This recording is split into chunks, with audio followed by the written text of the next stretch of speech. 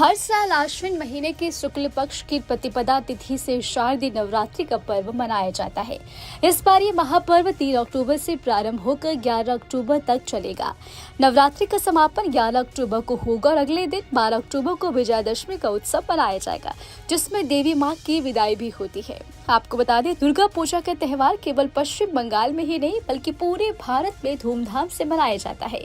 यह त्यौहार मुख्य रूप से 6 दिनों तक मनाया जाता है, जो नवरात्र के 5वें दिन से शुरू होकर विजयादशमी तक चलता है।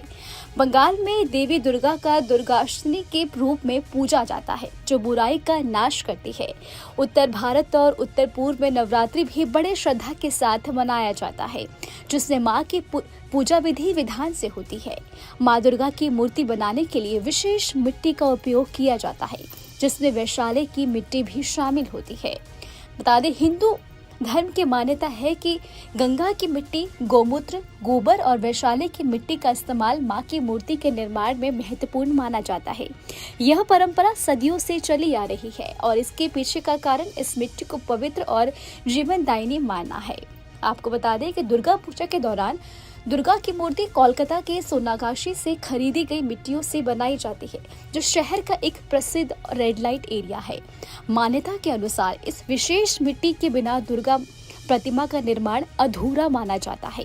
यह मूर्ति बिना इस मिट्टी के बन ही नहीं सकती है, जो माता दुर्गा का पूजन स्वीकार नहीं होता है। यानी कि अगर कोई इस मिट्टी का बिना उपयोग किए ही बनाता है मूर्ति, तो माता दुर्गा जो है वो पूजा को स्वीकार नहीं करती हैं। इस परंपरा के अनुसार मंदिर के पुजारी या मूर्तिकार वैशाली के बाहर जाकर वैश्याओं से उनके आंगन की मिट्टी मांगते हैं और यह प्रक्रिया तब तक जारी रहती है जब तक कि उन्हें मिट्टी नहीं मिल जाती। अगर वैश्या मिट्टी देने से मना कर दे तो वे भी मांग जारी रहती है। पहले ये प्रथा केवल पुजारियों तक सीमित थी, लेकिन समय के साथ साथ मूर्तिकार भी इसमें शामिल हो गए और ये अनूठी परंपरा आज भी कायम है। सुनने में शायद आपको अटपटा लग सकता है, लेकिन इस परंपरा के पीछे कई गहरे कारण है। एक मान्यता के अनुसार जब कोई व्यक्ति वैशाली में प्रवेश करता है तो वो अपनी पवित्रता को द्वार पर छोड़ देता है। ऐसा माना जाता है कि उसके अच्छे कर्म और शुद्धता भीतर प्रवेश करने से पहले ही बाहर रह जाते हैं।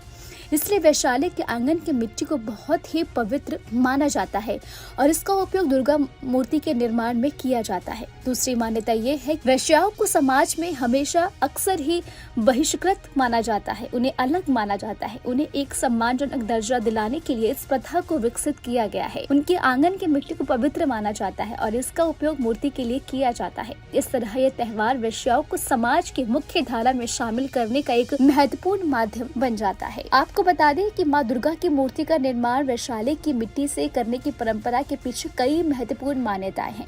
कानपुर के पंडित राजनारायण के अनुसार वैश्याओं को समाज में अक्सर अलग रखा जाता है और इस मिट्टी का उपयोग करके उनकी महत्वता को बढ़ाने का प्रयास किया जाता है, जिससे उन्हें भी पवित्र माना जाए।